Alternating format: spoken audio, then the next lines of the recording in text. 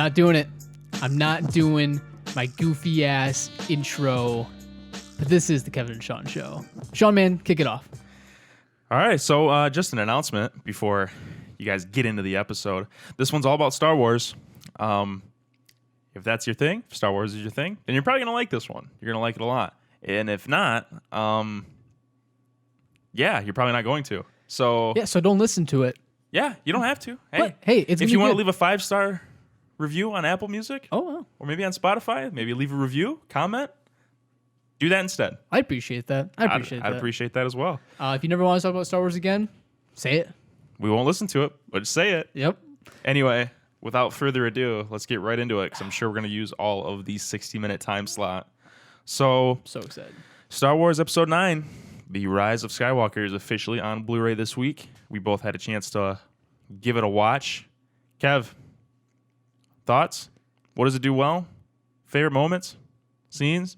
So do you want to start off with like a rating, potentially?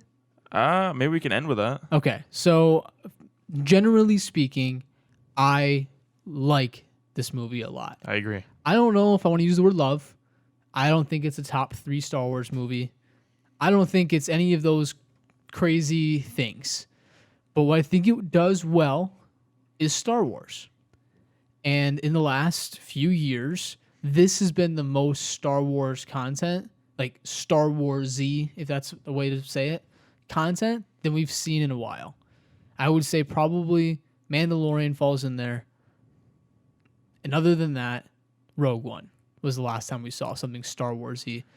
2016, in my opinion, something that I left the theater thinking, holy crap, that was a cool Star Wars movie. And I'm happy to see it on Blu-ray, man. Like, I do enjoy this movie a lot. It's a fun watch, man. It really is. And I'm going to preface it saying that I like this movie as well. I'm a big fan of this movie. I left the theater absolutely thrilled. Obviously, there's things I don't like as much, but like Kevin said, that it does Star Wars very well. And for those of you who don't know what that means, ask somebody who does, because it's kind of hard to explain. But like where The Last Jedi didn't really feel like Star Wars, it kind of just felt like a character piece set in Star Wars. That almost felt more like a spin-off than a Rogue One. Yeah. Rogue One felt more organic than like a Last Jedi. And I like parts of The Last Jedi. There's things in that movie that they do really, really well. Mm-hmm. But it doesn't feel like Star Wars. No, there's those tone pieces that don't hit with it. There's story points, there's character moments. I want to say the music, John Williams does not underserve in Last Jedi or any of the Star Wars movies, really, which is funny because Rogue One doesn't have John Williams in it, but yet John Williams still is Rogue One still feels really like Star Wars. Right. Which proves the point that you don't need John Williams there to make it Star Wars. Obviously, it's a great touch. Obviously, it makes it better, but like where The Last Jedi falters in those beats that were skipped, if you will, that's how something feels more Star Wars-y. And that's where Episode 9, to me, does it. It does it really well. And it's a fun movie, man. Because when you break down Star Wars to its core values, it's a battle of good against evil. Simple as put. Simple. It's the hero's journey. It's the rise, the fall, the redemption, the everything. It's the good and bad of both sides of it, too, if you think about it. That's right? the thing. Like, it should be simple. It shouldn't be so complicated. That's what people drag the prequels for. Yeah. Is that they got too into the nitty-gritty, too much politics and all that kind of stuff. I like that stuff. Mm-hmm. I think it's interesting. It feels like the prequels to me. I like the prequels because it shows the Jedi are flawed. Mm-hmm. Like, they're not... I mean, they're the good guys, quote-unquote, but like they're not all full light. They're not full light, and that's what even like the sequel trilogy even does. But I think this is where I'll open up a little bit of critique to the show. The thing that Episode 9 really does, Episode 8 does it more than Episode 9, is it creates this very confused, blurred line of what's good and what's bad. If you have a red lightsaber, are you a bad guy? If you have a blue lightsaber, are you the good guy? You know, there's just not this good versus bad as strongly as it is in the earlier movies.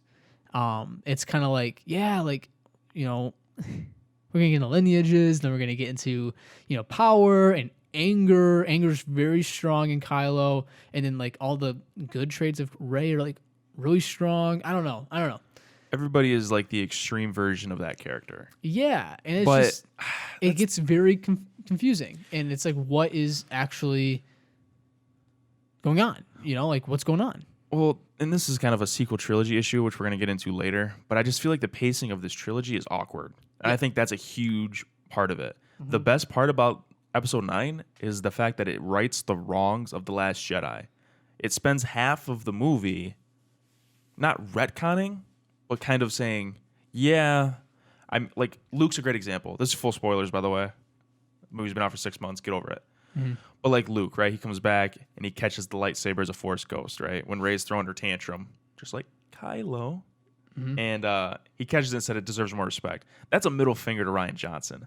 I remember saying that in the theater. Yeah. Like a lot of this movie, and even in the documentary, like it's like an FU to Rian Johnson and to Episode 8. Yeah. Because they just went so off kilter. And that's more of just a fundamentally like, that's a writing issue. Yeah. Of the whole trilogy because they never had a plan. Well, that goes into something else. And we can get into I think that. we can get into that in a second. But I do agree with your points, though. I think what we should do before we start to get super big into the critiques of the trilogy is give why do we like this movie so much? Because you and I have both said on this podcast and before, like, this is one of our favorite movies of Star Wars, especially with the new stuff released. Why? It's just fun. It feels like Star Wars. I'm not going to keep pounding that like over the head, but it's got good action. What's a good moment? What's a good moment? Good moment. Yeah. Kajimi / Star Destroyer fight. Yeah. Yeah. Like it's like the dyad duel or whatever with fight Rey and Kylo. yeah. It's so good. It totally outweighs the Death Star fight in my opinion. The Death Star fight probably looks better and it's a little more intense, but I just think it's really well done. But I just think like the action itself is just well done. I think the comedy is well done. I like the lightsaber fights when they happen. Yes. I want more. But I you think, want more because The Last Jedi had none. Yeah. The Last Jedi was the first saga film not to have lightsabers clash. That's ridiculous. Yeah. Yeah. I mean, one of my favorite moments is the stuff between Rey and Kylo. Yes. It's their trilogy. I think that's what Ryan really. He had a strong connection with Rey. He always has. I think he has a lot of things of like why that character even exists and stuff like that. But even like Finn comes into his character. Poe really settles in. Like everyone's like settled in. We're in this movie. The character development's kind of done at this point. Besides a little bit of Poe stuff. It's the third which was movie. good. You have to wrap And it up. It felt good. It felt like okay, no one's identity crisis anymore. I mean, Rey figures out that she's a Palpatine. Okay. But like she already knew, Kylo already knew, the fans were the only people who didn't know, which is kind of like, okay. They had to check that box. They had to check the box. But like everyone settles in, everyone knows their role, everyone stays in their lane, let's go on a fun adventure. And there's some fun moments. And that's what Star Wars is. I will say what's funny about it is, and this is kind of what we wanted more of, some of the new characters are the characters that stole the show for me. Great example, Babu Frick. Babu Frick is hilarious. Love him. He's amazing. And he's like working on C-3PO. It's kind of like you just want C-3PO to not survive just because I want to see what Babu Frick would do. Like what would happen. Like, and like even like Poe's love interest, like let's see it. She's cool. The African-American girl, I can't think of her name right now. Oh, shoot. It's Jana? Yeah, it's Jana. Yeah, she's cool. Doesn't have a last name. I want to see more of those new characters. Even a little bit of Rose. I wouldn't hate to see a little bit more Rose. You know what I don't need to see? Lando. Shoved into the movie at an awkward time. It's to get button seats, man. That's all it is. I know. But like, man, like the new characters, even the original core of the new characters are who you want to see. And like when those characters are on screen, their chemistry's great. The moments are great. Like, you make you feel something. Like when Kylo is kicking the crap out of Rey on the Star Destroyer, like you're like, holy crap, this is the first time this guy's been super menacing since The Force Awakens. And that from the intro of The Force Awakens, may I add? Yeah. When he's not getting beat by a girl who's never held a lightsaber. But I think this movie does characters really well. I think it writes their characters pretty well. Like Kylo, right? I'm a big Kylo guy. You know this. Yeah. I got to see him kick ass in this movie. From the get-go, the opening scene, he's just wrecking dudes through Mustafar, and it's sick. That's what I want to see.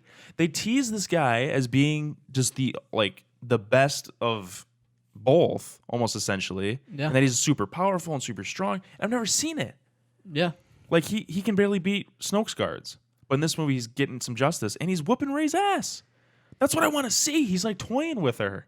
Almost. You kind of get that Vader-ish vibe. I'm not going to call him Vader. Everybody calls him Vader. But he like menaces like Vader does. Yes, he stands he has like a presence. A presence. He's got a presence. Yeah, no, I agree. And you're exactly right. In this movie, and you know this, I wasn't always the biggest Kylo fan in the last two movies. I thought he was cool. I thought he was flashy, good marketing point. But like in this movie, made you care about the character. When he does the redemption arc, I just said this before we started airing, the redemption of Kylo Ren to Ben is one of the best things they did in this trilogy. They stuck the landing. And it made you feel it. It made you want to know more, but also like that's satisfying. I can live with that. Even with the Reylo kiss at the end, which is still controversial. But like, because they just don't know what it wants. They don't know what it is. Yeah. But like that whole sequence with the dyad with the lightsaber and he takes out his own guards. Good. So good. And he like runs back and like, you know, all like the echoes from the beginning of the movie, like when last time he was there, he was, Kylo on a mission, man. Like he just killed half of Mustafar. He's on a mission to just figure out who the heck is this voice, and he wanted to take him out. His initial goal was to take him out. Yeah, but it was for a different purpose. It was to be the most powerful in the galaxy. He was a threat. Now he's a threat against him. Yeah. And it's just like that hadn't happened for me with Kylo in the whole trilogy. 3 movies. And then finally, like halfway through, like, okay, like he's finally coming around. Like it's when Rey heals him on the Death Star wreckage. Like, okay, like I actually care about this guy now. When like Leia reaches out to him and then like the Han memory thing shows up, which absolutely killed me. Yep. Like in the theaters. Yeah. I was freaking out. Yeah. And it's just that's well written to me. Yeah. It's those moments that they nailed. But I guess if you want to get into the negatives, we can get into that. But I want to talk about the positives more. I do like this movie. I don't want to just nitpick it to death. I will say this is one of my favorite Chewie movies. One of my favorite Chewie movies. Solo, not a fan Chewie movie. But Chewie in this movie, to me, had the emotion, the character, like the team kind of like came around him. Like, so think about this. Okay. So Chewie is kind of like, I don't want to say he's a dog, but it's kind of like a pet to Han, right? Like he's his buddy. He's his right-hand man. He's right-hand man. He's essential. Han dies in 7. Mm-hmm. Everyone screams. Chewie gives that yell. That yell still shakes me. Like his reaction to Han dying was one of the worst things that happened. His reaction to Leia dying is one of the best moments in this movie too. Yep. So in episode 8, no one gives a crap about Chewie. He wasn't there. Wasn't there. He was eating porgs. No one he served no purpose other than be a co-pilot to Rey to go to a planet where she's gonna be disappointed, and all the audience is gonna be disappointed too. And then old fans can look at him and be like, "Oh, look, Chewie! Yay, Chewie!" Yep, and make a few porg jokes. Episode 9 comes in. He loses Leia. He almost dies, or we thought he died, and like the characters all felt something. That same yell that happened from Han happens in 9 for Chewie. Like he loses everybody. There's a connection, and it's strong in episode 9 with Chewie. And even like C-3PO and his stuff. Like Chewie's the one who's seen all these people go through their arcs, and he sees them through. He sees every character through, and it shows in 9, man. Like I just think this movie for me.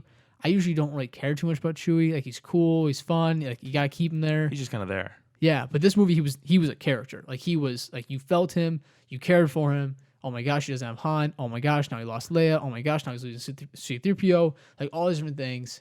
And then, oh my gosh, you might have killed him, Rey. Like all these different things. And that like hit too. Like you're just like, holy shit, did they really just kill Chewie? Yeah. Like did Rey really just kill Chewie here? Yeah. And did she just use lightning? Like it's just cool. It's all. That was a great moment. It was a great moment. It was great. The Chewie stuff was some of my favorite in the movie. Yeah, I agree, man. I don't. There's a lot in this movie that I really do like, Mm-hmm. and it's a lot to make it stand out.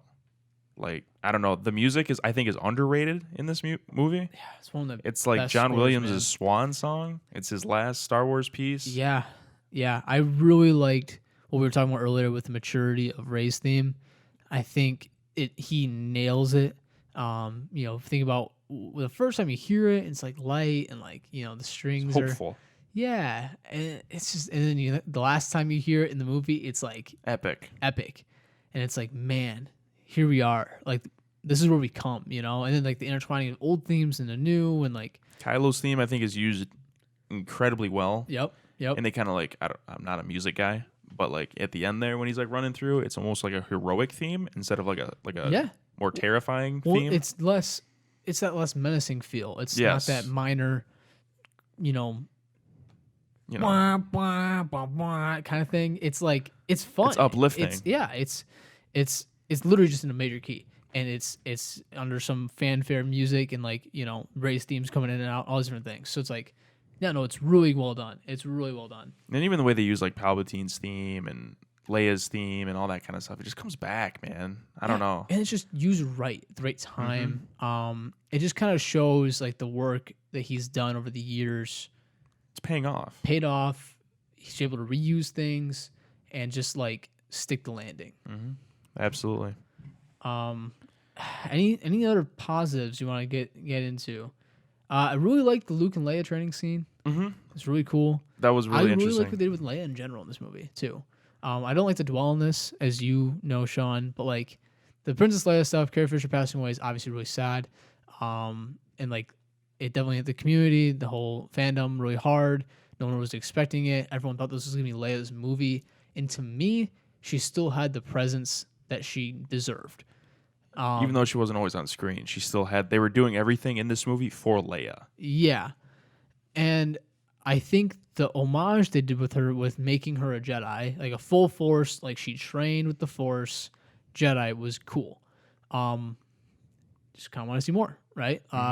Makes you kind of curious, and then it just brings me back into if they used that screen time in Episode 8 to maybe flesh this stuff out a little bit more, they could have had a really cool arc with Leia. I don't want to say I want to see old Carrie Fisher fighting the Palpatine by any means, No. but like maybe a little bit more explicit Carrie Fisher training with Leia and with Luke or Rey. with Rey. Yeah, Yes. with Rey. Maybe like when she's like hovering with the Force rocks and stuff like that, or like using her lightsaber, like some of her lightsaber moves. Like maybe she's just there in the forest, kind of like how Yoda was for Luke, kind of thing. Yeah, she's kind of watching. Yeah. She doesn't need to be like swinging her lightsaber around by any means. No. But it's all. I mean, it's obviously like Like- untimely that they couldn't use her, and it's unfortunate. I feel like that's probably what they would have done though. Yeah, she would have been the mentor figure of this movie. Yeah. She would have made Rey like the full-fledged Jedi that they would have put a bow on Rey That might as have, a Jedi. and that might have honestly fixed a lot of the plot holes for Rey.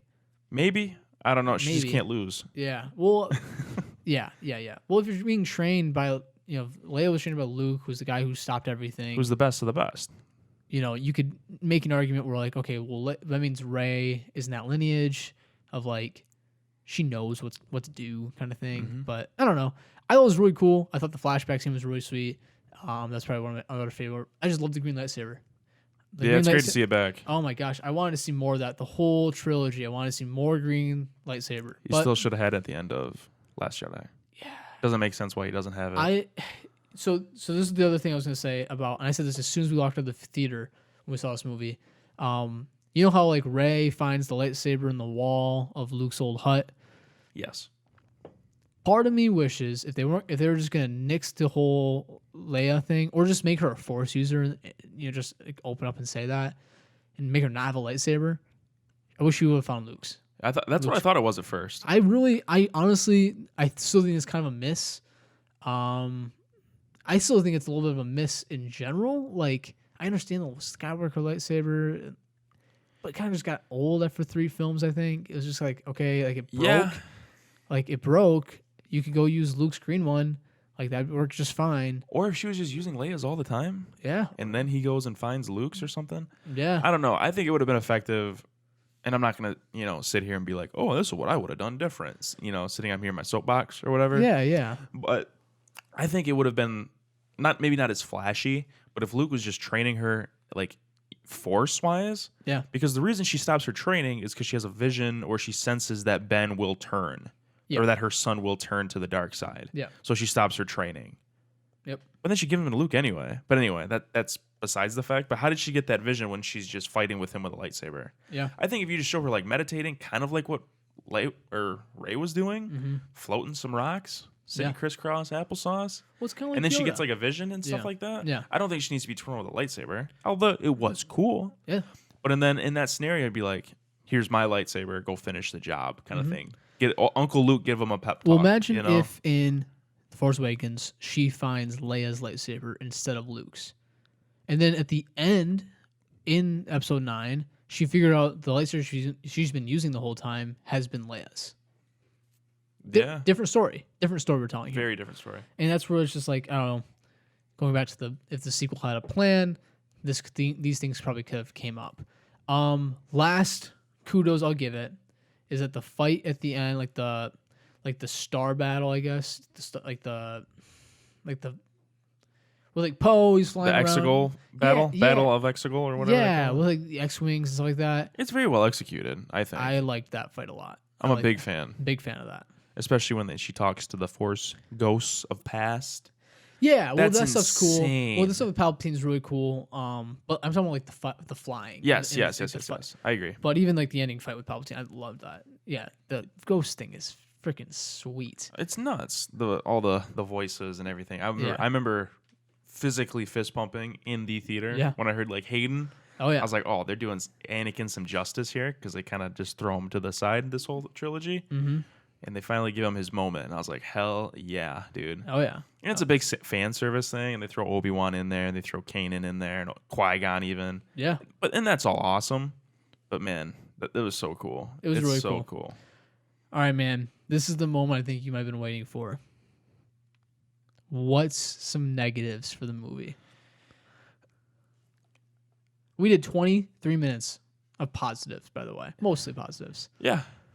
No, I mean negatives. I mean it's just like a script thing. It's like a writing issue for me. I don't know. It just feels like everything is unplanned.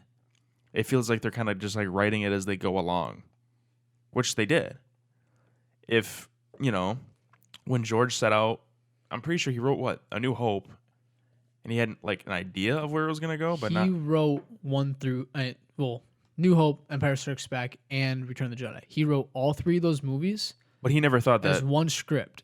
Got partway through production of the first movie, of the only movie that was going to be. Oh, and saw, holy crap, there's too much story here. I have to break this up. I hope to God this one works because I don't have any money. Right. So then he took he already had his A to B storyline all the way through. The through line for 4, 5, and 6 was already there. And he said, okay, I need this movie to end around here, because that's about a third of the way through. And then we'll pick it back up. He literally even said this. As much as like try not to give people like crap for writing on the spot, he said, "Now I need somebody to die. It can't be Vader. I guess it's got to be Obi-Wan." Mm. And so Obi-Wan then dies, and then they do that scene. He dies. That's kind of the climax of the movie for George. He even says, and then they do the Death Star blow up because he needs that. He needs a big bang at the end of the movie to sell tickets. There wasn't supposed to be 2 Death Stars. There wasn't supposed to be 2 Death Stars, and Obi-Wan was not supposed to die. But they made things do. And then at the second movie, he had to create a new mentor. So he creates Yoda. So there's this rolling with your punches kind of thing that happened. There's that, back but then, he has the through line. The spine. He has a spine of the Yes. trilogy. He knows where this ends. He has the beginning. Fill in the middle. Yes. That's what this trilogy did not do. I agree. And this is more of a sequel trilogy talk. This is like an issue with the whole Disney regime coming in and giving it to various directors and different writers and producers and all that kind of stuff. But this movie suffers from that because they do play a lot of damage control. They got to pick up the pieces. Yeah. I mean, from the fandoms, from the literal pieces of the lightsaber, even for God's sakes, they put leather on it and it's all good. But it's just, oh man. And it's just a bummer because this is a killer. sequel to The Force Awakens. Yeah. As good as The Last Jedi might be in certain aspects, it's not a perfect movie. Mm-hmm. That feels like one story. Yep. Force Awakens and The Last Jedi just blend together, and then this is like clearly there's character development even. Mm-hmm. There's a jump in time. I think it's like, what, a couple years or something like that? Yeah, it's like a year or two. It's not much, but like But it benefits from that time. it's different. It's People we are grow in time. Like Poe and Finn are like the guys now. Yeah, like they're like the go-to guys. They're out doing missions with Chewie. They have chemistry. Everything's working. Well, when Leia passes, Poe has the power He gets the reins. to stand up and say what he believes in, which in Force Awakens, he's the peon badass. He's Maverick. Yeah, he's just the next wing, hotshot. he's just next wing flyer doing his job, and then He's really good. and then in Last Jedi, there's those tournaments. I do think Poe was done right over the whole arc, Yeah, he's fine. but there's not much to mess up. No. He's a classic character. He's an army guy. He's gonna go through the ranks. He's gonna work harder than climbs the everyone ladder. else. He climbs the ladder. He gets the top. He didn't get messed up. Finn, what's his through line? Nothing. He would have had one of the coolest through lines in Star Wars. Stormtrooper gone rogue. Never seen that before. Never seen it before. Holds a lightsaber. Holds his own against Kylo Ren. Mm-hmm. Because he's not just a normal And then stormtrooper either. Like he's No. one of the He top was the storm- elite. That's why everybody was so surprised that it was him that left. It's in like a book. I There's don't know. a few of the But Force Awakens novelization stuff. like the Journey to Force Awakens, they talk about how good he was of a stormtrooper. Leader, stellar shot. that cool, like, I don't even know what to call it. That fighting stick that's like electric. Yeah. He was like the top in his class with that. And it's just like, yeah, it makes sense he's good with a lightsaber. And they because all just waste him in this trilogy. yeah, I mean, he comes back around in 9. He does, but he's still just chasing Rey for some reason. He wants to tell her something. We don't know what it is. Force sensitive. Maybe. That's what it all signs point to. I have to believe it because I have to believe it too. I don't want him to say that he loves her. No. don't. I don't think so either. It's Yeah. just like they just kind of leave that there, and like I don't know. And like the Last Jedi, they waste him. They throw him with Rose, and nothing bad about Rose, but like he's just another character. Yeah. He's got no depth. He's got no like. He's a charismatic guy, and that's about it. Like he's got nothing else to him. He's got no depth to him. Yeah. I want to see what that guy's like. Struggling with, and like Poe struggles in the Last Jedi. Yeah. He gets demoted. He gets, he's frustrated. He's got challenges to face. Yep. Like Finn's got no challenges. Like he's got to go find somebody. Yeah. Other than the fact that he's But he has no like character challenges. You know what I'm saying? Like that's like well, it's over in the Force Awakens. Yeah. He gets through that challenge in the Force Awakens. but he was still trying to run. Mm-hmm. Which I mean now he's like full blown. He's red-blooded resistance, which is good. Yeah. He's a good fighter, but it's just So what's some reservations you have against Episode 9 though? That's not a trilogy thing. I don't know. I kind of like the Wayfinders and all that kind of stuff. It's a big MacGuffin. Yeah. It's just like it feels very video gamey. I know people overuse that term, but like, hey, go find this to get you there to fight the guy. It's like a fetch quest. Yeah, but I mean that's a lot of blockbuster movies today. Yes, I agree, but it's just like, I don't know. And then it really doesn't make any sense that you need like a dagger to find the second one. Well, no, the dagger is ridiculous. And then And we can get into that in a second when we talk about the documentary. But yeah. the dagger is ridiculous. But just stuff like that. And I don't really mind that. I get over it. Mm-hmm. But I don't know. I mean, I do like a lot of stuff in this movie. But some, like, I don't. Like the ending that they can't, like, take off for some reason. And then they just say, okay, this thing that is made to, like, keep us from taking off, let's just switch it over here. Mm-hmm. It's just convenient. There's a lot of convenience Yeah. in this movie. Well, Like they run into Homegirl on Kijimi or whatever. And he goes, here's a master key to get you on any First Order property ever. Let's fall into quicksand. Go through the pit That leads to the dagger. It's just like that. I get it. and then it's a sigh moment. It's like like. Yeah, I think you said this really perfect before the show started, so I wanted to make sure we was said on the podcast.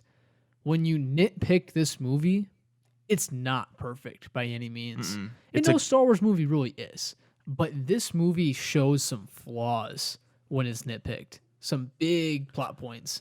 And that a are lot of it is just like lack of planning, and it just seems like they went as they got like gone. Yeah. Like I Yeah. like Palpatine in this movie when he's on screen, but for the middle hour and a half, they barely mention him.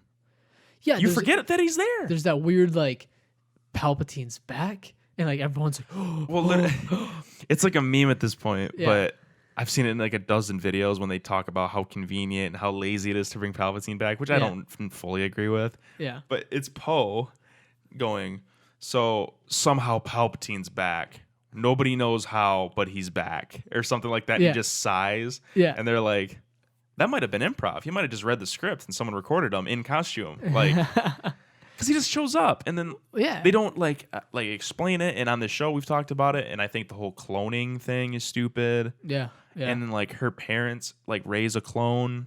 Her dad's a clone at least. yeah. But why is he not like force sensitive? Did he just say no? I'm not going to do anything with that. The And he's dad? yeah, and they're like, Yeah. and if they're cloning to the extent that they're cloning, and another clone that they used was Snoke, and he was fucked up looking. Mm-hmm. Why aren't you using the guy that looks normal? He looks like Tom Hardy. Yep. Use that guy. Like, why is it just doesn't explain like why Rey is so powerful?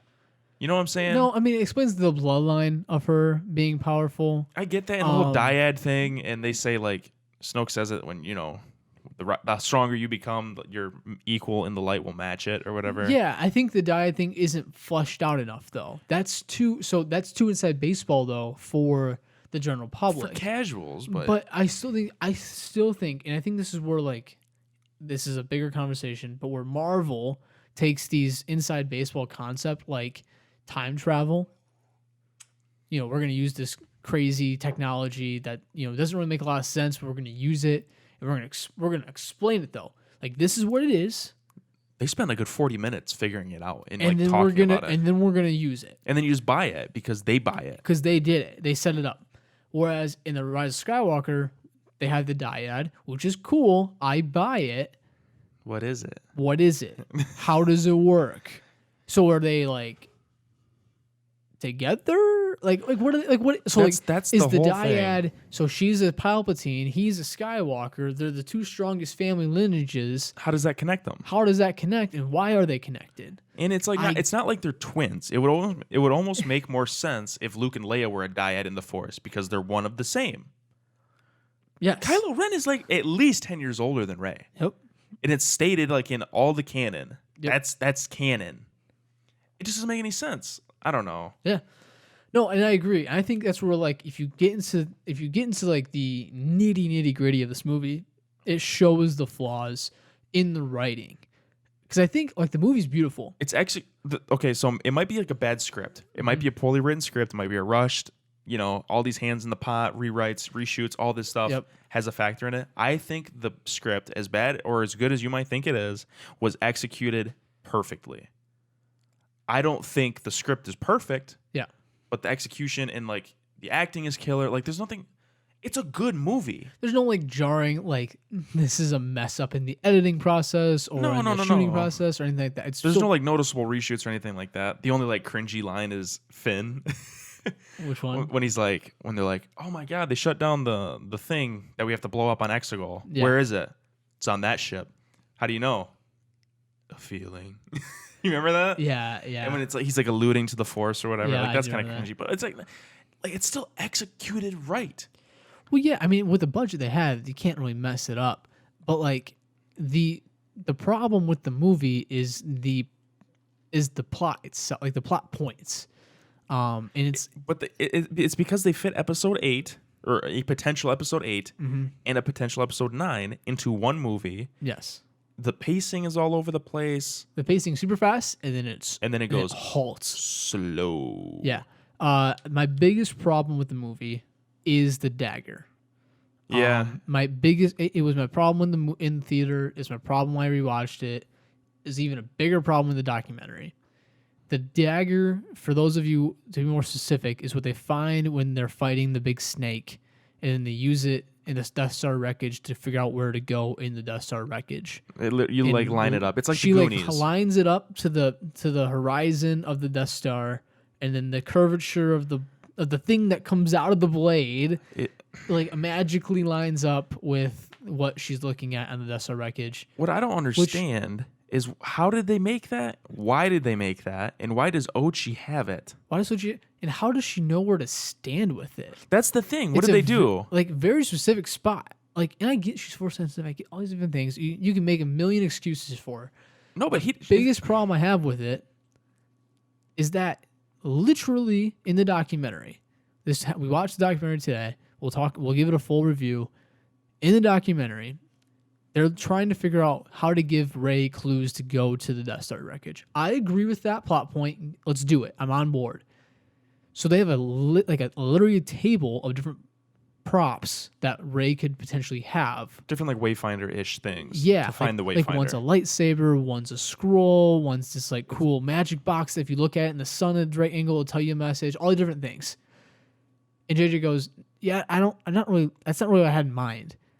I really had in mind like like a dagger, like something that was kind of like a cool visual thing, which I'm all for. I'm all for. It looks cool. You want to say the movie was executed perfectly? This is the one thing they got wrong. The one flop. Was the dagger. When she holds that thing up and it gets perfectly in line, you just sit there and just take it. Of just poor, lazy, what the heck That's am I watching? the thing. Like the Wayfinders are a MacGuffin to a point. Yeah. But your MacGuffins have a MacGuffin. Mm-hmm. That's a little bit of a stretch. I would almost rather if there was a dagger, right? Yeah. And it's just like a message or it unlocks something, maybe on Oshi's ship. Yeah. I don't know. Yeah. It says if you ever, something about Exegol, go to this, the Death Star wreckage. That's where you can find it. Yeah. And if they stood on that hill and they go, wow, I think Poe even says it. It's going to take us years to find that in that thing. Yep. And they go, no, it's got to be in the Emperor's quarters. Yeah. It's got to be there. Yep. I would have gone, yeah. Of That course it makes does. sense. That makes sense. Where else would it be? In the Yeah. barracks where the Yep. stormtroopers hang out? No. No.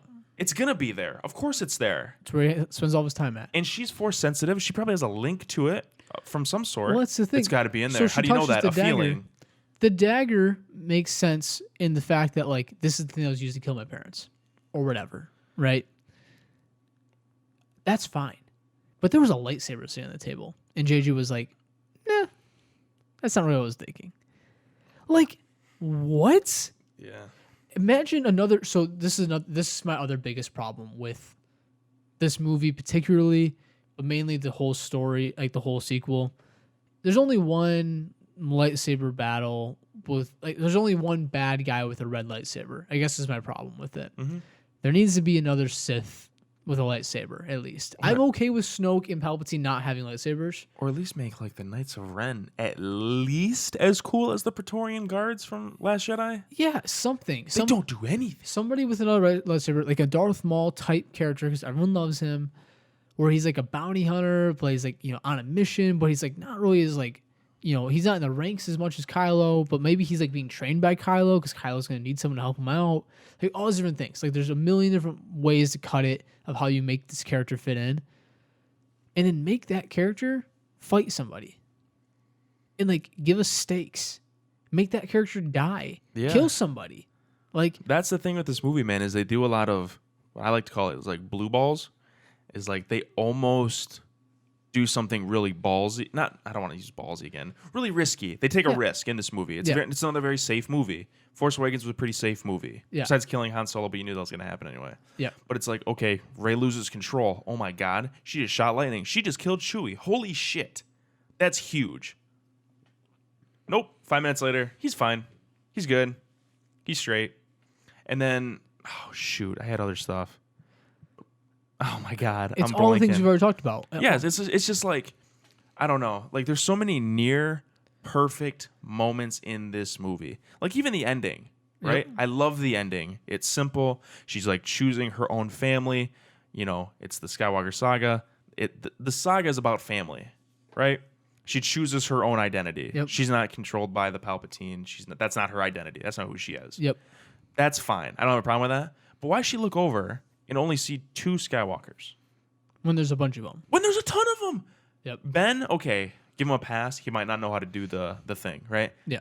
Anakin sure as hell does. Yep. And yeah, it might be too close to Return of the Jedi, but the whole movie kind of is. It's like it's these near perfect moments too. It's like, I don't know, even like the Death Star 2 fight. I like it. It's exciting. It's fun to watch. In 6? In this one. Oh, yeah. In Skywalker.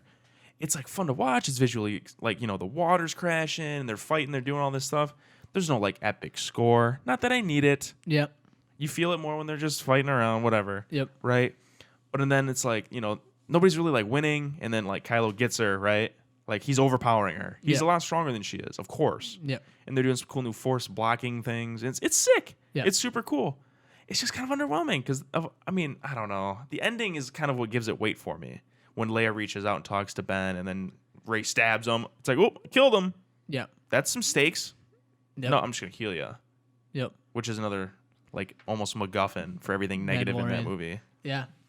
Yeah, man. I don't know. And they also do a lot of running away from TIE fighters, man. Like, Yep. they go on Pisana. Oh no, TIE fighters. Okay, they're on Kijimi. Oh no, TIE fighters. Like they keep running away.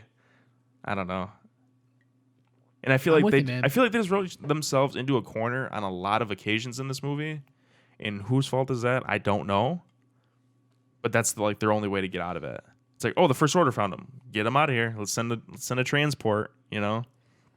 But anyway, I guess to wrap it up, I don't think that was too negative though. I think that was fair criticism. That was fair criticism. It's not. Yeah, that was good. I appreciate everything you said.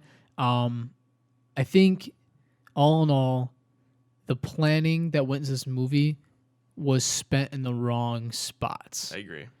Put more time in your story. Put the people that have created Star Wars stories for years on the team, and let's make a story, even amidst the crap that happens in Episode 8. Because Episode 8 is not my favorite of all the Star Wars movies, right? It's actually very low on my list. But take it. And run with it. And run with it. It still sets you up for a good movie.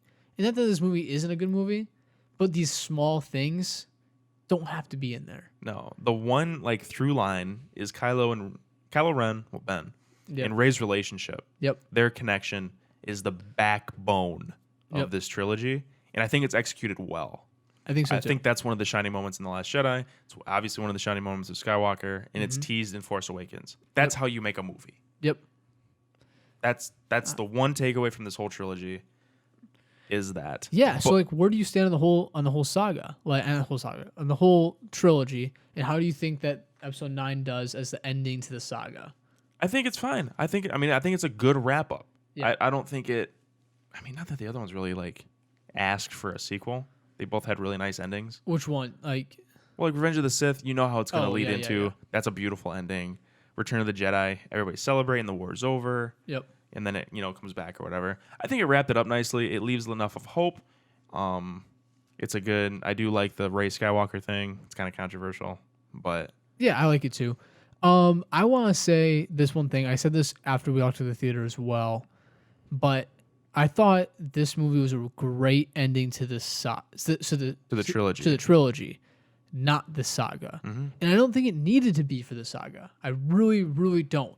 So, for example, what I mean by that is Episode 6 was the original ending to the saga, and they knew it when they wrote it, and they knew it when they celebrated it. Like literally, Mark Hamill even said in an interview after they shot, he's still wearing his outfit from Episode 6. And he says, yeah, it's emotional because it's the ending of the saga. Like, there's stories that can be told before this, but this is the end. He compares it to being a senior in high school. All these different things. They use that same clip in the documentary. I've seen that clip 100 times. This movie doesn't feel like that. It's not like being a senior high. It's not like, it's literally the ending of the story that we've been told for the last 5 years. Not 40. Not 40 at all. And like the Palpatine stuff, I guess, kind of connects you to it. But like the Leia stuff so left field in 1983. I never thought Leia was going to be a Jedi. I mean, some people speculated, I guess, but like. But it just ended. Like that was kind of the thing. Yeah. And then it got announced that the prequels are coming, and then you don't really think anything's coming afterwards because it's essentially a very similar story. So the stuff that was carried over from the original trilogy to this series, other than Luke dying in the other movie, what's the connection? Palpatine? No. Yeah, I mean, it's more of the Palpatine saga than the Skywalker saga. Yeah. So that's just like, to me, this is a great ending to, the trilogy. Put a nice little bow on the sequel trilogy. But not the saga. I mean, it was a fine ending. This feels distinctly different. And all three of them do. All three trilogies do feel distinctly different. But this one is definitely the most out there. Yeah, well, and the ending is kind of open-ended, too. I think Disney's doing that very intentionally. I like that. I like it. Yeah. But it's not giving you, like, the closure that you're looking for. No. Because it's leaving you almost in a state of shock. Because you just saw Ben die, Palpatine die. Everybody's, like, the legacy characters, everybody's celebrating. And then it's like, I'm going to put these lightsabers in the sand, and look at some ghosts, and just chill. Like, what happens next? Yeah. It's almost too open-ended to a point where, like, they could revisit them. Like, maybe Rey comes back in the future TV series or comic books or something like that. But I mean, what are you gonna do? Yeah. I don't know. Like, where do you? The thing is, and this is where my biggest problem with the trilogy is, in a general stance, is this movie ends. You want more still. There's story to be told, probably. You're unsatisfied. And they wasted their movie on episode 8. Yep. That story is fine. There's things in there that are important. It's a great film for what it is. Beautifully shot. Yeah. Oh, yeah. It's a beautiful film. The story it's still critically one of the best, highest rated movies for Star Wars, all these different things. It's wasted screen time, though. You only get 3 movies, and you only get to do this once. Carrie Fisher's now gone, and the cast is getting older. Well, that's the thing. They spend so much time on Luke's island just bothering him and trying to convince him to come fight and speed that up a little bit. Let's see. Going to Canto Bight for 50 minutes. Let's see Palpatine at the end of Rise of Skywalker for Last Jedi. Or at least plant the seeds for it, man. Yeah. The only seed that this planted is the fact that their dyad or their connection is deeper than Snoke. Let's see that. Let's see everything we saw. But when Rey buries the lightsabers, it's not the end of the movie. Let her go back and fight Palpatine with her new lightsaber, with Ben, who's got, the Skywalker lightsaber, and they go in there together, like all these different things, right? Like there's these different things that, like, if they had a through line, they could have avoided, and that's where, just like, to me, like, imagine if Kathleen Kennedy and Bob Iger and maybe JJ even said, okay, here's a storyboard of the first, second, and third movie of this trilogy. Mm-hmm. It would have taken them what? But that's the thing. Kathleen Kennedy didn't think about that. No, because she thinks about it differently. She thinks about it as each individual movie, not the trilogy as a whole. Bringing in different creators, giving opportunities to different people. Full creative control to each director. Yeah. That's insanity. It's crazy to do it with a saga of films and then market the thing afterwards as a straight through saga. Because it's not. Think about it's almost 3 spinoffs with similar characters. The Infinity Saga, down the hall from Lucasfilm, by the way. Yeah. They get coffees 22 together. Movies through line. Yeah. 9 movies. Okay, 10, 11 movies in like a few TV series. Through line-ish. It's like a wob. It's like when you throw the football and it's a duck. And it's just like, blah, blah, blah, blah. It's like watching Peyton Manning throw and then watching me throw. It's like I don't get it. I don't get why she gave Rian Johnson, because I don't think Rian Johnson was the problem with that movie. No, I mean, obviously his decision making wasn't great, but everybody involved knew that Rian Johnson wanted to take it in a wildly different direction than JJ. Yeah. He is very open about that. He is honest about that. He's not shying away from that. And there's nothing wrong with that. There's nothing wrong with that, but you have to keep within these guidelines. Do whatever the hell you want within these story points. Make sure you hit this, this, and this. Yeah. You want to have Rose come in and hang out with Finn, but make sure they still get X done. And don't have the second movie of a trilogy happen 30 seconds after the first one. Yep. It's not a TV show. Well, another thing that we've already seen it before. Right? Look at other trilogies like Lord of the Rings. Hobbit is a good example. That whole thing. is very bam, bam, bam. But that's one story told But over it's 3 different one movies. story, one through line, and they do it in like 10 hours, by the way. Those movies are longer than crap. Especially the special editions. Yeah. Oh my god. And it's good, though. It's good. You can't pick up right where you left off and then not know where you're going at the end. You don't have time to. You have time. You don't have time. You don't have time. And the thing is so like, Lord of the Rings movies are 2.5 hours to 3.5 hours long, depends on what edition you watch. These Star Wars movies are still 2.5 hours long, ish, like 220, right? But you waste time, Luke, milking You're space wasting llamas, or whatever time, the hell it and then is. you wasted years. You wasted actors' careers. You wasted a lot of different things. That's what I mean by the blue balls thing, man. Yeah. Like because The Force Awakens comes out and there's so much hope. There's the mystery box of who's Rey's parents? Ooh, Kylo Ren, he's kind of a badass, and like all this mystery and intrigue and the possibility of what could be, and then that happened, and then like the trilogy happens, like. Well, yeah, It's, man. it's like Disney doesn't understand what they're working with. Well, it's not. I don't even think it's Disney, man. I really, really think it starts at the head, Kathleen Kennedy. Yeah, that's what I mean. Like it's she's the problem, maybe. Yeah. So I don't like dogging on her 100% because I think she's got awkward pressure from Everybody. weird angles. You could talk about the fans, you could talk about Disney as a corporation, you could talk about Lucasfilm, her relationship with George, the actors, all these different political agendas, all these different things. She's got weird pressure and a hard job. The problem I have is when she says, okay, we're going to make 5 movies, 3 of them are going to be a trilogy, and the other 2 are going to be spin-offs, and every director has full creative freedom. It's like, whoa. Hold up. The trilogy Hold up. Wait a minute. should have one creative director. I agree. Rogue One, arguably, this is what brings me to the next question, arguably shines over the whole trilogy. Almost.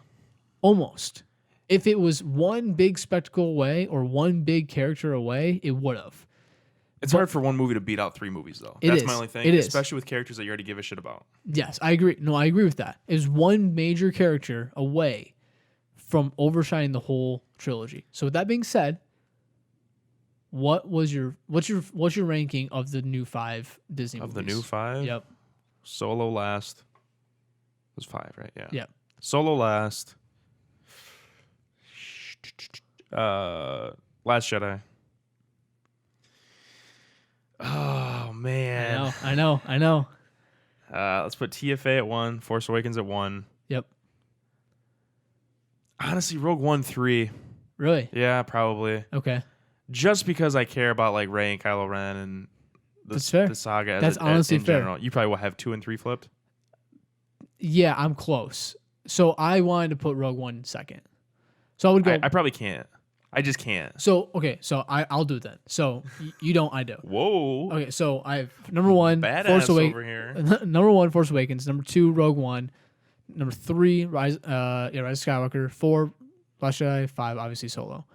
Because that movie sucks. But the thing is the fact that we even debated on Rogue One. This is my whole point. The fact that even I we agree. debate that Rogue One is better than the fucking finale of all Star Wars movies as of right now Yeah. is ridiculous. Because you really can't, like, timeline-wise, you can't go after that because it's going to be like, where's Rey? Where's all these characters that we like? Unless you go, like, 10,000 years ahead of it. Yeah. But then what are you going to deal with? Another war? Like, Yeah, well, even you're running out of... even like the High Republic stuff, man. I'm excited for it, but it's like not far enough away from where I feel comfortable. It's 200 years before all the events of everything, before the Battle of Yavin. That's too close. It's too close still. But I think the only thing they can do is go back. Well, I don't think you and that's can all. go I think, forward. I think the Rey stuff leaves it open-ended enough to where you could, but And in between 6 and 7, I think those are your yeah, those are your there's timelines no to play reason with. to extend what they're doing now. They need to go back because that's where the lore's at, and that's where, we needed to get sweaty. Like, let's make Star Wars about the fans again. Let's not make it about making $1 billion every movie. It's gonna make $1 billion anyway. But like Rogue One's a great example, and this is kind of where I think the next question we were gonna ask is where does Star Wars go from here? I want to see more Rogue One type stories. I agree. Let's see a deep dive canon, straight up, of characters going through hard stuff in the Star Wars galaxy, right? Like, See Joe Schmo, Star Wars character, yeah. do stuff. Well, it's like Jyn Erso, right? It's a great example. Great character. Jyn Erso is a great character. She has a dad who's somewhat important. I mean, he's an engineer for the Death Star, kind of a big deal. He's a kyber crystal expert, He's got some power. He's got some pull. but he's not like Darth Vader. No. He's not like Palpatine. He's not even Tarkin. He's really like Tarkin's little bitch, to be completely honest. He's Krennic's little bitch, who's Tarkin's little bitch, who's Darth Vader's little bitch, who's the Emperor's little bitch. What's the thing? He's like he's far down the chain, and really like he's a lab rat. To be completely honest, Yeah. he's just the guy who kind of He's the head engineer. yeah. He's the head nerd. But Essentially. like yeah, he doesn't have power. So she's the daughter of that guy who she hasn't talked to since she She's was a random child. guy. She's a A random. girl. lot of people work for the Empire. Yeah, and that's where like It's like working for the oh, government. man, dude. There's like some stuff in what book was that? It's not Catalyst, is it? Oh, Catalyst is really good. No. It was one of the last ones I just read. Oh crap. Resistance Reborn. Resistance Reborn. Resistance Reborn has some really good character stuff for the First Order. It follows this guy who's the data record keeper. Like his job is to file people's documents and keep track of people, prisoners really. And he is one of the most interesting characters in the book. And he's like, you know, he thinks he's doing like the right thing. He is like, he goes to work every day. He's a big guy on like looking perfect all the time. So like he wants to make sure his like uniform is tight. He's his incredibly bite- organized. Oh yeah, when someone comes in, they're slouching. He like yells at them for slouching, or if their shirt's like not perfectly tucked in, like he like beat the shit out of this girl for like having a wrinkle in her clothes, kind of thing. Like, but he thinks that's the way the world should work, and like it shows that inside baseball of like what's going on in the First Order's head. Like this is a guy who's the boss of some people, and this is how he thinks every day. He's a normal guy. Doesn't matter. He's working for the government. Literally Joe Schmo. He is person X who works for the government. How many people work for the government in America? How many people, you know, how relatable is that story? It's anybody who works in a corporate place where you have to wear a suit and tie. You want to look good every day. You want to come in, do your job, go home. Clock in, clock out. And like that's like people's biggest thing is about like against Rey. And I like Rey as a character, but she is too perfect. I mean, yeah. You know, and that's the thing. And that's just I don't have that problem with her, though. I'm not necessarily saying that I do either. It is just frustrating to see That's where that there's no struggle. There's no Yeah. like I you know, agree. she doesn't work to get past anything. She's already past it. Yeah. My thing with that, though, is for the Skywalker saga movies, I think you have to have those big name characters with the big name families, or else it's like, why? But with the Rogue One types movies, you don't have that pressure's gone. Yeah, so you can tell whatever you want. Nobody And cares. so that's what I think the future of Star Wars should literally just be spin-off movies. Like, for the next few years, let's see spin-off movies, man. Like, let's see those Rogue One types. Let's fill in those potholes between 6 and 7. Let's 3 and 4. Well, it's like see Fallen like a Jedi was trilogy of great. the like formation of the First Order. Like, Mm-hmm. how does it come back? Like, nobody knows. Yeah, let's see it. Let's see it in a movie. Like that's what I think Rogue One is a really good job because like think about how small of a plot point Rogue One fills in, It's a sentence in the opening crawl. and it's a great story. And I think that's what Star Wars does well, man. Is like They tell good stories.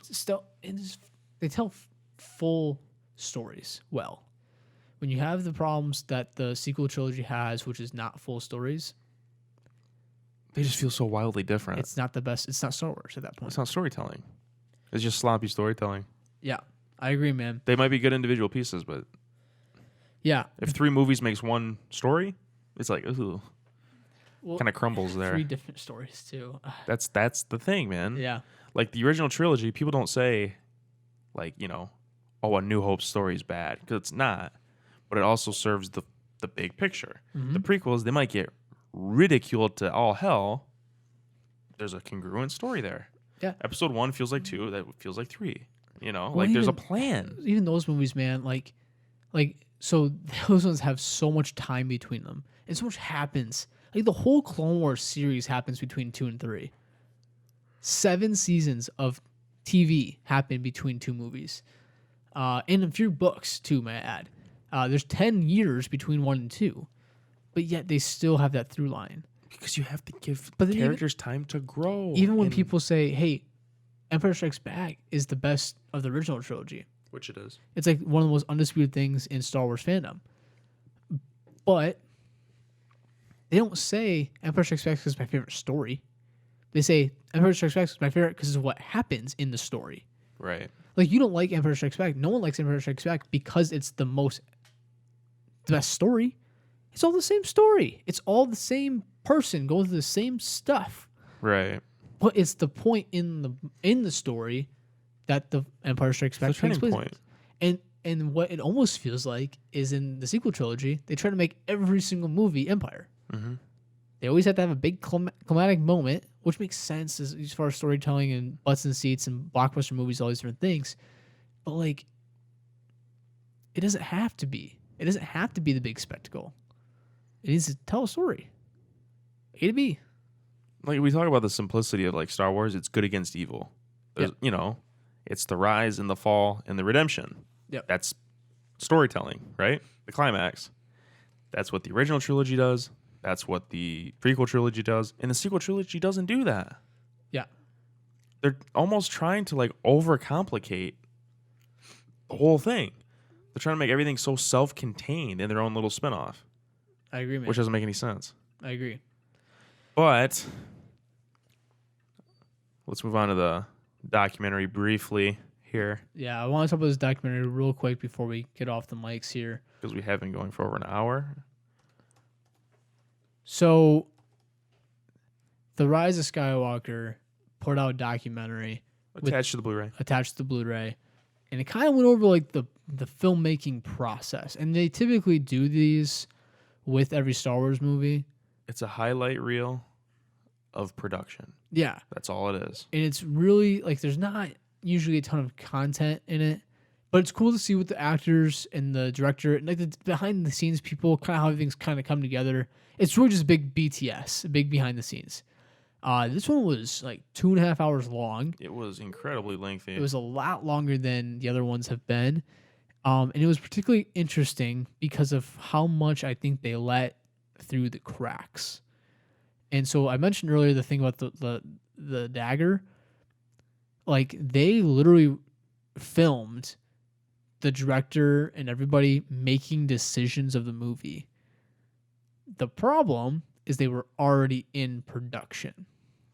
Right. Like, there's Chris Terrio's the guy who co-wrote with J.J. Abrams, and he's literally got his laptop. There's probably a dozen shots of Chris Terrio sitting on set, either with or without J.J., typing on his MacBook new lines for the script. Yeah. And it's almost as if they're going as they do it, man. Like, Yeah. you have sets built.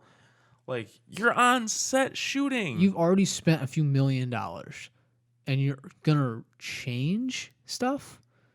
Like, that's where this movie and this whole saga, I really wanted to get in that story about George Lucas creating the original trilogy because it's super important to know that.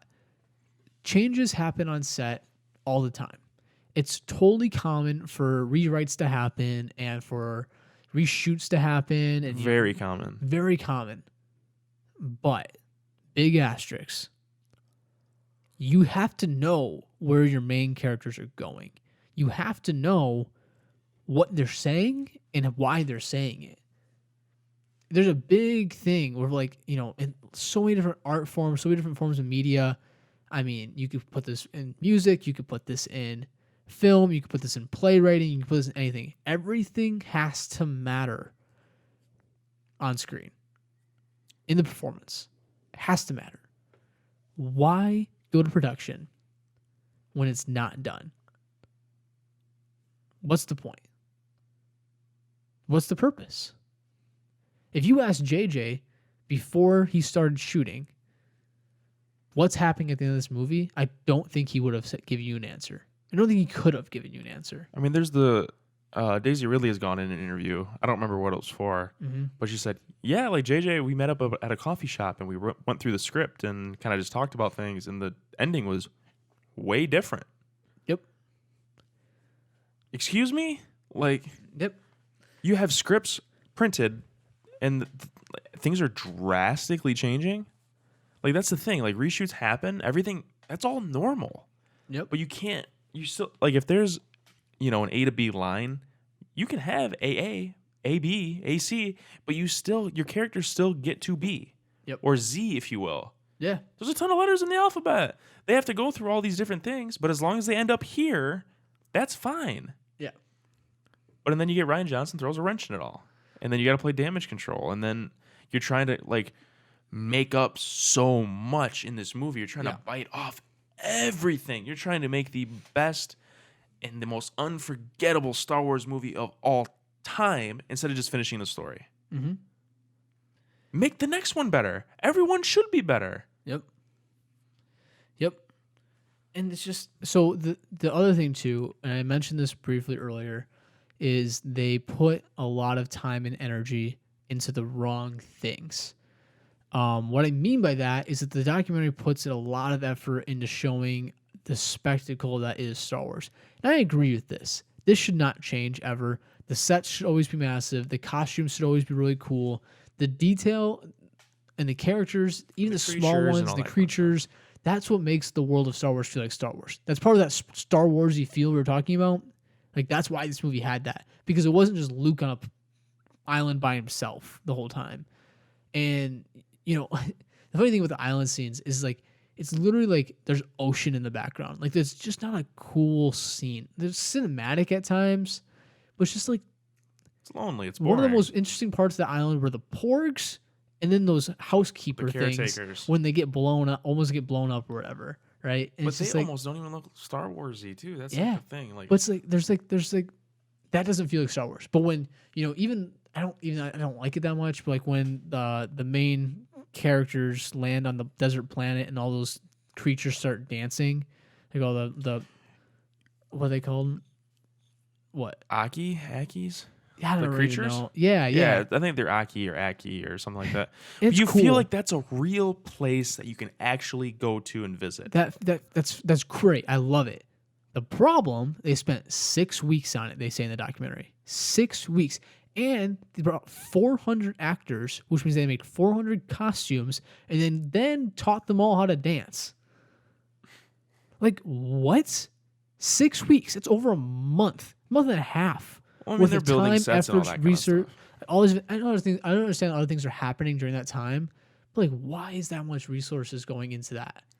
Yeah. When that much time and effort and research didn't go into the script even. You want to know why? It's because they're probably afraid that the script sucks.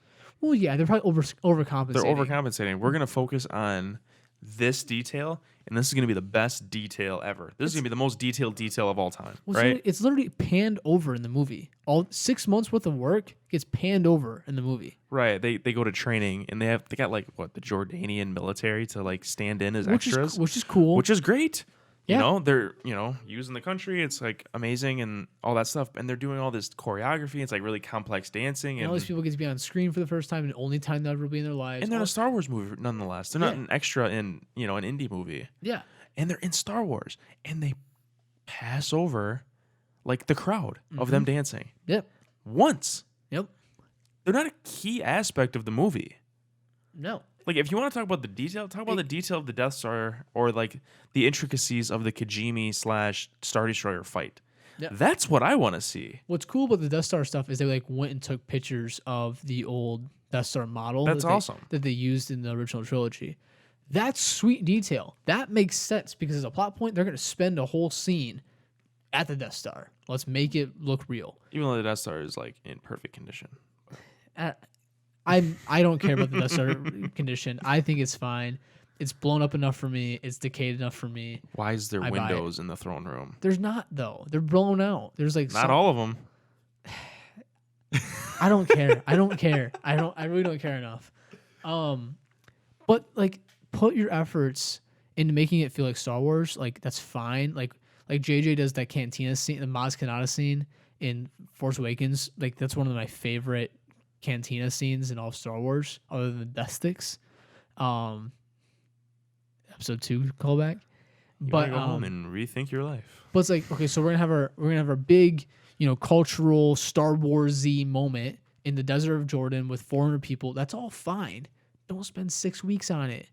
Don't spend a good portion of your budget on 400 costumes. Well, it's like, oh my God, like this is the most detailed festival scene in any movie I've ever seen ever. Yeah. But you have 17 MacGuffins in your movie, and your villain doesn't make sense. You have weak plot points. Like, yeah.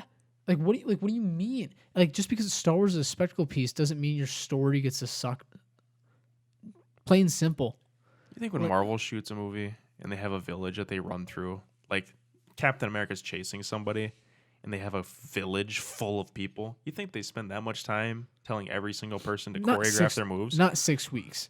Not 6 weeks. I think that's different because I don't think Marvel does the world building as well as Star Wars does. They don't. I agree with that. But there's... But you're spending that, like, to your point, they're spending 6 weeks, and they spent more pre-production than that. This is active production. Yeah. On building a culture that isn't even 5 minutes of this movie. Mm-hmm. It doesn't matter. No. It doesn't matter. No. If this was some crucial Sith, cultist that's in the movie. That was my next point. So the Sith cults that is there are CGI or a bunch of the extras from the people. Like, they're literally cast members, like the boomstick guys and stuff like that. Like, I don't know if you've seen any of this stuff. But literally, it's like the production crew dressed up in hoods. Put cloaks on and stood in a Coliseum type stand thing. And they probably just digitally duplicated everybody. They digitally duplicate everybody. But it's like, that seems relevant to me. And to me, what is Exegol? Which is funny. I know more about the culture of Pisana, that every 42 years they have a festival of life or whatever the hell it's called. Doesn't matter because it's relevant. Yep. And these Sith cultists rebuild Palpatine's from his soul. Yep. They create Snoke. They create Rey's parents or dad. They preserve all thousands of those Star Destroyers. Fully, they're fully staffed. They're built. They have armor. Talk about that shit. In 30 years or longer. Like, how long have they been there? It's Palpatine's contingency plan of contingency plans. Yeah. And it's been in production forever, but who the hell are these guys? But also, I don't care about the Aki or the horses that they ride on. In the production process, show that. Give love to that. Because that's what matters. And, the horse stuff's fine. It's cool, whatever. But, does that matter more than copy and pasting 10 production dudes in cloaks? And they don't matter. 200 times. Those guys apparently don't matter. But when really their character piece means a lot more than dancing aliens. I would agree with that. Talk about extras. It's just as a fan, right? We're sitting here as fans. We don't know what's going on. Maybe they wanted to. Maybe they couldn't. Logistically make it work. But JJ talks all the time about how he's a Star Wars fan. He said his favorite scene in Star Wars is when Palpatine is talking to Anakin in the opera. Yep. That is some meaty shit. That is a deep cut. For him to pull that off the set of a different movie, by the way. That they don't even talk about anymore? Yeah. He has to be a fan to know that. He's a fan. That's a deep cut. It's not saying, "Oh, I like the Anakin versus Obi-Wan fight." It's insane. It's so cool. Flashy. They fight on lava. It's whatever. Yeah. For him to be like, "Man, we have these Sith cultist characters." I want to know, as a writer / director / producer, I want to know more about them and tell the story that I want to tell with them. Well, but my priority is telling the story of the Aki. Yeah. And having 30 hand puppets built. They built a bunker, essentially, underneath the little baby Akis or whatever that Rey looks at and goes, "Oh my God, I was a baby once." Whatever. Well, there's 30 hand puppets under there. And they're just... Yep. They spent 4 days on that, they said. The amount of time they go into Babu Frick, all the different hand puppets and the different animatronics. Oh, yeah. They spent 2 weeks on him. Which is so this brings me to my last point of the documentary. The documentary is great, right? Very in-depth. But it shows one massive flaw. And this is for the whole Star Wars sequel trilogy, including Rogue One, including Solo, including Mandalorian for the most part. Oh, wow. I'm hyped for this. There's too many hands in the jar. Yep. There's too many hands in the jar. JJ is able to make a lot of decisions on set. And Ryan Johnson was too, if you watch his documentary, which arguably was better documentary, by the way. but we're not going to have to create about documentaries. Great They have they do have a lot of creative freedom. For example, the dagger thing, which is one of the reasons why I can call JJ on that, because it's not a great move, but he had the power to give it. He had that decision to make. I don't think JJ had the decision to make what the money was spent on, though. No. Those producers were very heavily involved in that documentary, and they made the decisions on what to spend money on. That chick, she was by the way, a smaller role producer in The Force Awakens. I looked her up a little bit. I can't think of her name. I'm not a huge fan of her still, but she's one of the people backing the money on it, right? And like they explicitly say, like, Kathleen Kennedy, they want to see the Pasama who dancing. Yeah. They want to see that. That's what they want to spend their money on. They want to see Billy Lord in 18 different shots when she doesn't need to be. They want it, like, that's what they want to spend their money on and do. They want to spend their money on ILM to digitally recreate Leia in the movie, which is fine. But they have to map out every single camera angle and like make sure this focus is exactly what it was in The Force Awakens, which they did 5-6 years ago. Like, that's all fine. But like, JJ has a lot of power, but he's not spending the money. He's not writing the checks. So with that said, there's too many hands in the jar. All these different people have all these different ideas of what they want to do for this one movie, which don't line up with what the other movies have done, and then it colludes the script. And it's like, why are we spending all of our time and money on this when we don't have a story now? Right. Like, no, I mean, I agree. They're allocating the funds, and he's rolling with that. He has to. He has no other choice but to. And I think something interesting about the whole Blu-ray release is that there's no deleted scenes. Very sketchy. It's very sketch because, one, every other movie that I can possibly think of has deleted scenes. I mean, but it's famously announced that there was like 4 or 5 different actual cuts of this movie, or at least endings. Yeah. There was a JJ cut, there was a Kathleen Kennedy cut, there was a Bob Iger cut. Eventually they went with Bob Iger's cut. He's the boss. Yeah. And you go with that. But it was the most cookie cutter, safe, like no risks. I'm happy they did that, by the way. Went with Bob Iger's. I would have rather see JJ's. I would have never wanted in a million years to see Kathleen Kennedy's. No. The fact that she even got a cut, the fact that she even got say of what ending was going to happen is ridiculous. Because JJ's a storyteller. He's the guy in the trenches literally all the time. She's just sitting in the back paying for it with her cell phone, taking pictures of it. Right. And then Bob Iger obviously pays for a lot of it too. But like, And I agree that Bob Iger should have the final call on that. I agree. But to not include the deleted scenes? Because what are the deleted scenes? Well, like probably Hayden Christensen on set? That's the thing, man. That's, Like, did they shoot that scene? I heard they did. I know. I heard they shot it. I know. I heard they shot a lot of stuff. And that's where there's like the whole thing with the documentary just solidifies the problems that we had with the movie, because it just shows that all this stuff was just kind of wrong. It was a mess.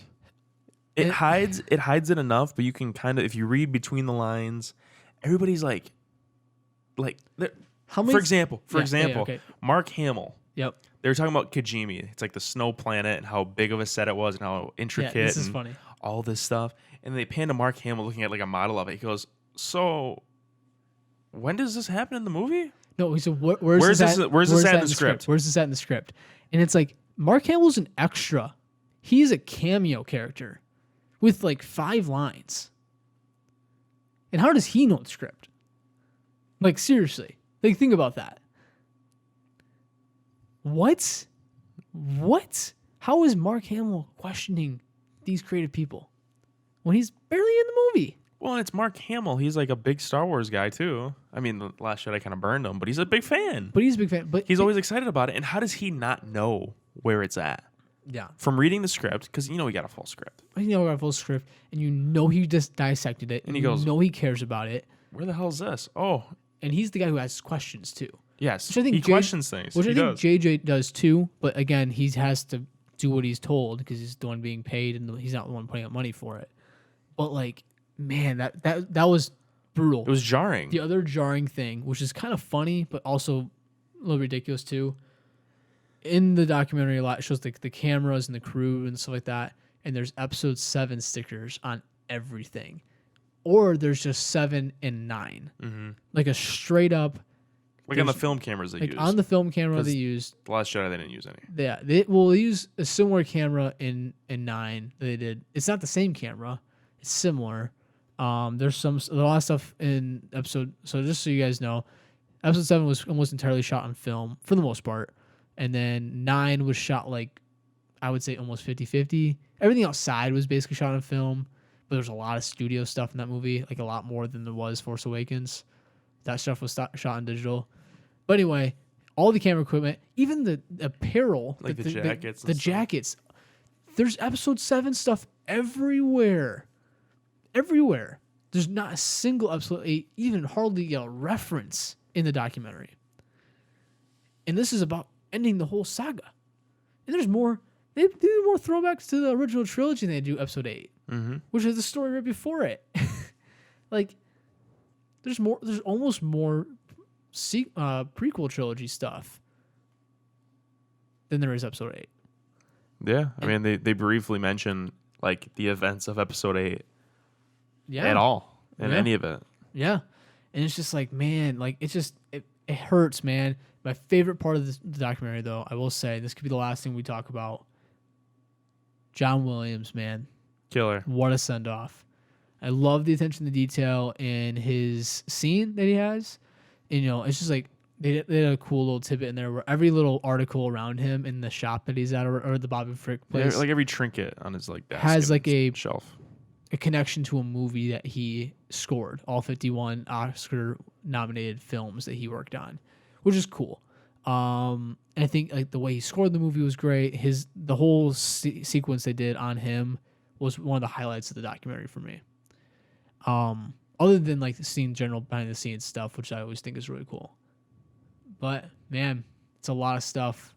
All in all, man, like where do you think this movie is gonna sit in this test of time as far as Star Wars movies go? I think it'll age well.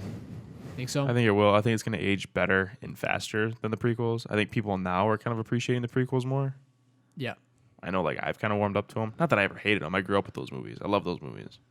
But I have more respect for them because I can, like, process more than one thought at a time other than, ooh, cool lightsabers. Yeah. But no, I think it's going to age well. I think this whole trilogy will as a whole. Yeah, I think so, too. But there's also just, like, a big divide with everybody. There's people that are like, The Last Jedi is what Star Wars needs to be.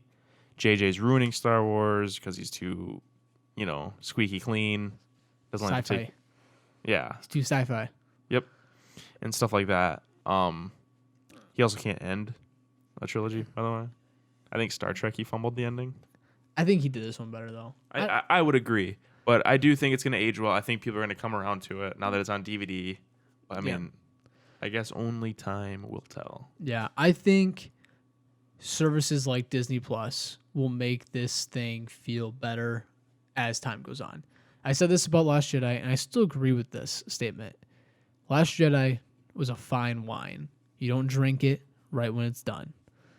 And I think the whole I don't want to say saga, this whole trilogy will age well as we digest it, as we become more accepting of it, as we become less jarred to it, I guess.